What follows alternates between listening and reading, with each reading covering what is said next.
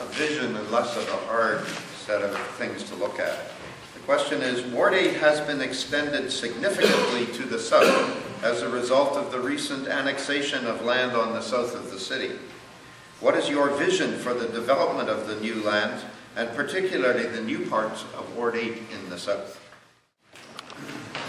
We have tons of issues in city of Barrie, which I mentioned earlier today. If you look at those issues, there's a future solution for all those problems, which I mentioned in an early stage, is to create a jobs. In order to create a jobs, our first step is to third part of that new land. We need to developing land we need to use, and I guess that would be the great idea in order to create a job which can save us a lot of problems, not just one, which I mentioned at the early stage. That's all I gotta say. Thank you very much. Thank you. I'm sure most of you are aware, but I will say it anyway. The higher levels of government do not allow us as a municipality to offer incentives to businesses. If they did, we would have done that already, but we are not allowed to do that. So we have to be creative in other ways. I feel very strongly about keeping a large portion of these annexed lands for employment lands. The proximity to the 400 highway is a huge benefit to facilities and businesses that would require transportation to do their day-to-day business. Employment lands will give us the higher tax base that we require to help with our infrastructure, roads, etc., etc. And will also help to offer our residents employment closer to home. Let us use these lands to our advantage. Not just to a developer, we do not need more single-family residential areas, and we are not able to locally employ all the residents we currently have. The addition of the GO train is marvelous, but I would like to see fewer residents commuting out of our city. If it is determined more residential land is required, a portion of the newly annexed lands can be planned for higher density projects. Therefore, starting with the suitable infrastructure of wider roads, access, and artillery roads, all before we build these neighborhoods. Planning is key. Attacking previous council decisions is futile. Let's learn by our past in order to work towards a prosperous future.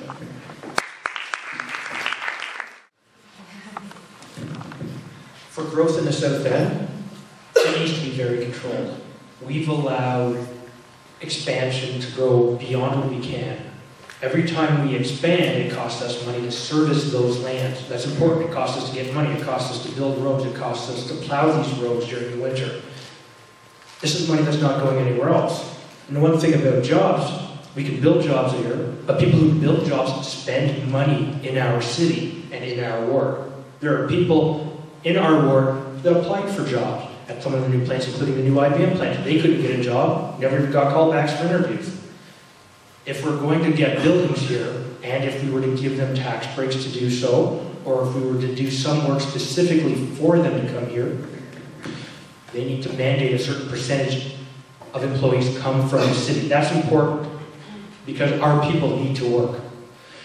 And you know, the moment that the penny drops, the real estate people are going to be building homes. It's just a matter of business and a matter of fact. That's how they make their money. That's how the city gets some of its residential tax. That's how they get all the residential taxes. It needs to be controlled. We need to build from the closest part of Barrie to the farthest. There's no reason to expand from the opposite direction, as has been the preference before. And we need to have green space, which is important, because we're covering up all of our farmland, and that's important. All of our parkland, we don't have enough parkland. We have people looking for walking trails. They can't do that. You know, in the South End, they're already cut off right now because there's no sidewalks and no bus route to them. These are things they want. Let's listen to them. Thank you. There's a fellow down at City Hall. He calls himself the keeper of the files, and one of the first things I did when I signed the papers to join this race was to actually go down and see what initiatives were underway for Ward 8. And I was introduced to two documents, the Hewitt Plan and the Salem Plan, which some of you may have already been acquainted with. But the wonderful thing about a democracy is we get to input into plans like this. And right now, they're plans, they're in a very malleable state, so we can formulate them the way that we want to, that we envision as a community. So for me to articulate a vision that's any different than that would be futile, simply because the process is already underway, and that's not a bad thing, that's actually a very good thing, because of course that's who we are. We're a democracy, we get to input each of our visions, and they can coalesce into something really nice. So that's why I really don't have any particular vision. One thing I did like about the plan as it's developing was there's a lot of contiguous green space. So despite whether it's residential or commercial, there's something new that is happening that didn't when I first moved to Barrie in '93, and that is there's a lot of contiguous green space. When I moved to the Allandale area in '93, there was one little park, there's a spot, but without anywhere for the wildlife in that little area to go. Some of them end up in our homes and in our backyards. So these contiguous green spaces are important. But again, the plan, the vision is already underway. Thank you. Well, if you talk to the folks at Heritage Estates and Country Club Estates, they like to keep the annex lands just exactly the way they are right now, farmland. But that's not going to happen. Now, we do have some obstacles that we have to overcome. One thing is the border may have changed, but the owners of the land stay the same. So we have to deal with them. We don't own that land. The other thing is, we acquired this a few years ago. The city of Barrie annexed that land, and we haven't put a stake in the ground. The reason why? Because the province won't allow us to.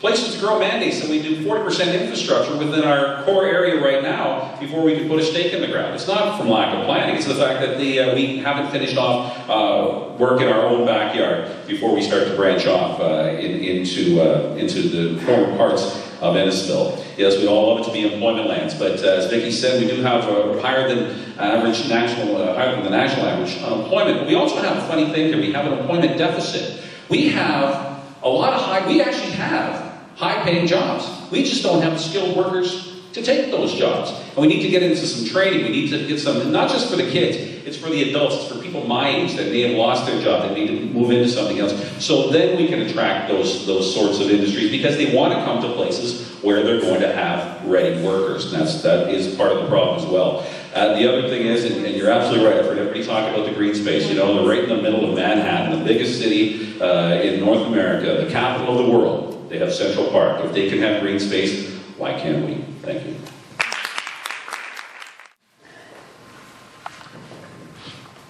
If you ever want to figure out how to cross a minefield, I'm told that you ask for guidance from someone who made it. Bottom line is, as mentioned previously, the Places to Grow Act has already made some determining factors. That's something that is outside of the municipality's control. That being said, as well, you can recall back in the days, long before Wonderland, if you look at a city like Maple, you talk to some of the Italian folks who lived in Toronto who decided to move out to Maple, and people said they were crazy, it'll never grow, it'll never happen. Look what happened. Then again, you can also look at our city as an example, and you can look at some of the challenges that we've faced. Time and time again, we built things too small, only to go back and fix them again later. And that's extremely costly.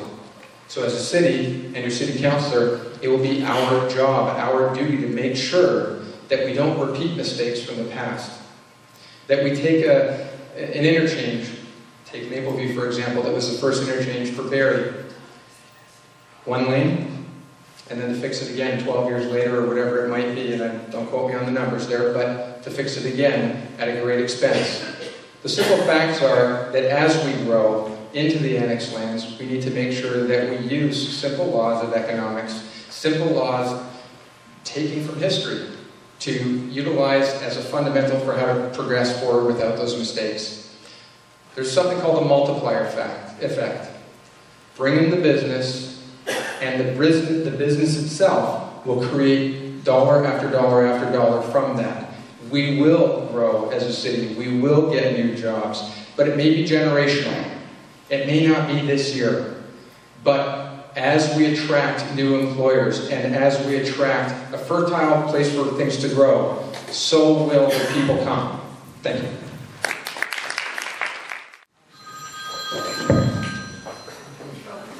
I'm not sure. Okay. I agree with a lot of the things that were just said. I think we should wait. I think we should just wait and hold off and finish what we haven't finished in Ward 8. And I don't know why we're putting subdivisions up without roads and lighting. That doesn't make any sense. So we need to finish what we've started. I agree with just waiting. Barrie's grown so fast. I've watched it grow, having been born here and lived here. I'm now behind the Georgia Mall. That's where I used to snowmobile in the farmer's field, and there was a big pond. And I used to walk up the back of my street to Kmart and go to work. But now I can't do that. And I was very upset when all those farmers' fields were plowed down and all these houses were put up. And now I live there. So I was upset to see that happen. However, I do live there still, but I'm keeping, like I have all these trees in my backyard, and we're keeping the cow, like it was a cow field, like a cow fence from pioneer times, and I love it. So I think I'm not touching it, I'm keeping it untouched. I think we need to keep history, the historical aspects of Barrie. I think we need to put up pictures of Barrie as it was 100 years ago, all over Barrie. So wherever you're standing, you see a picture of what Barrie used to look like. Like Cosgrove Mall used to be just a big farmhouse. All of that whole block area was just land. Why not put a big picture there so that all the young people in the world can see what it used to be like and make a connection? Because we're not making any connection to where we've been. I also think it's kind of inevitable that all up the highway, all the way to Toronto, it's going to be buildings. Like, you can see that in the future. Why can't we see that? As you drive up to Toronto, it's just getting to be more houses and buildings all the way. It's just going to join in like 100 years. So I think we should just wait, because that's kind of inevitable. And I think we should put green space down on the lakeshore and souvenir shops like in Niagara Falls. The plans for the newly acquired lands to the south are coming forward to City Council early in the new year. This means that the new councillor for Ward 8 will only have a few weeks to learn what the current council has been working on for 2 years, and city staff have been working on for many years. As the past chair of Barrie's Development Services Committee, I was directly involved with the land negotiations with the town of Innisfil, Simcoe County, and the provincial government. As your councillor, I will work to preserve much of the new lands acquired from Innisfil for industry and job creation, not just housing. By attracting more industry and business to Barrie, we create not just greatly needed jobs, but also tax revenue, which will lower the burden on residential property owners. I will work to put in place smart growth plans that include guaranteed protection for environmentally sensitive areas in the newly acquired lands from Innisfil. Many Barrie residents feel our population is growing too quickly. I share these concerns, and as your councillor, I will work to ensure growth takes place in an environmentally friendly manner and at a reasonable pace. I feel we need the best possible public transit. As your councillor, I will continue to work for improved transit service throughout the city. Most importantly, I stand by the firm belief that growth must pay for growth, not the hard-working existing taxpayers in Barrie. I believe public service begins with the realization that we should be handing over a cleaner, healthier, and safer city to our children when it is their turn to lead. I see these challenges as opportunities for us to make our city even better, and with your support, I know we can. Thank you. Thank you. As it was alluded to earlier, under the Places to Grow Act, I think this is a very sensitive issue, and I think we need to treat it sensitively and working with Innisfil to bring a win-win situation. My vision will represent that of the people, as I've been saying all along, as I am their representative and voice to City Hall. First and foremost, further public consultation needs to be taken. Community engagement is critical, is a critical component of the secondary plan and master plan processes. And it is my job to ensure that all the planning stages of the annex land are communicated to all the people in Ward 8, as many people in Ward 8, so that they can easily understand what is going on. My job is going to be to take all that information and break it down into layman's terms so we all understand it, so that we know what's going on out there. As we already know, large portions of that land have already been designated as environmental protected land. So my vision there, of course, is to see development of natural parklands and beautification. And as real estate is a commodity, I would like to see a balanced cross-section of employment lands, industrial and equal residential. But my people are crying for jobs, good-paying jobs, so let's attract some high-end businesses and manufacturing in those areas, and let's bring the developments required to grow smart and plan smart. Thank you.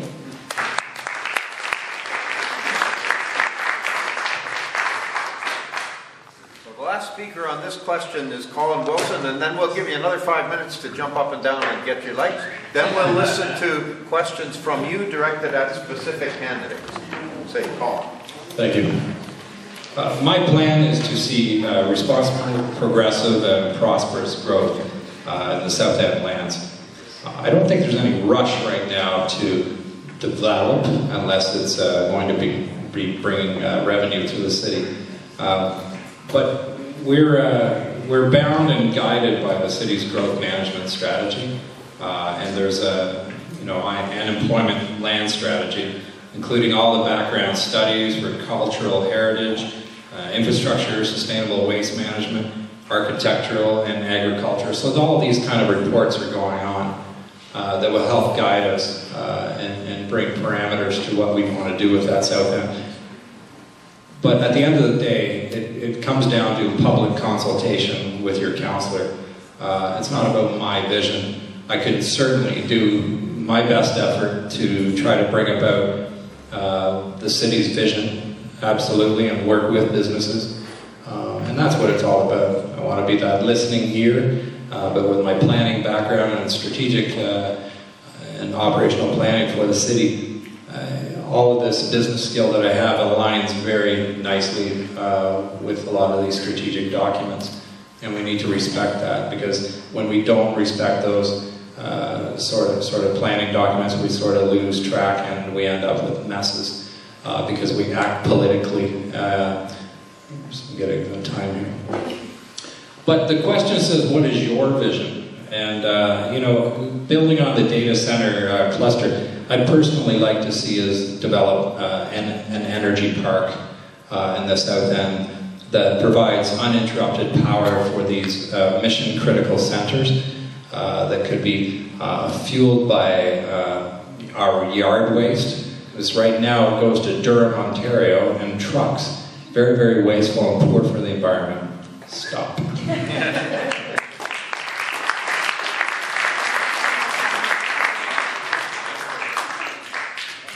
Now we'll give you 5 minutes again to walk around and while you're doing that, think about questions you want to pose and which candidate you want to address them to.